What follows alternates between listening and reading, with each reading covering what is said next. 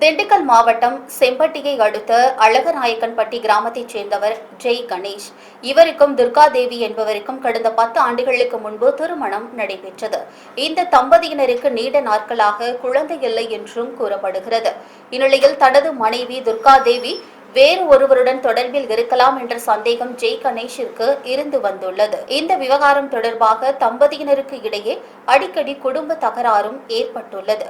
வழக்கம் போல இருவருக்கும் இடையே நடந்த கடுமையான வாக்குவாதத்தில் ஆத்திரத்தின் உச்சத்திற்கு சென்ற ஜெய் கணேஷ் மறைத்து வைத்திருந்த கத்தியால் துர்காதேவியை சரமாரியாக குத்தியுள்ளார். இதில் பலத்த காயமடைந்த துர்காதேவி சம்பவ இடத்திலேயே இரத்த வெள்ளத்தில் உயிரிழந்தார். சம்பவம் குறித்து தகவல் அறிந்த செம்பட்டி போலீசார் விரைந்து வந்து உடலை கைப்பற்றி பிரேத பரிசோதனைக்கு அனுப்பி வைத்தனர். மேலும் தப்பி ஓடிய ஜெய் கணேஷை தீவிரமாக தேடி வந்த நிலையில் இன்று அவரை மடக்கி பிடித்தனர்.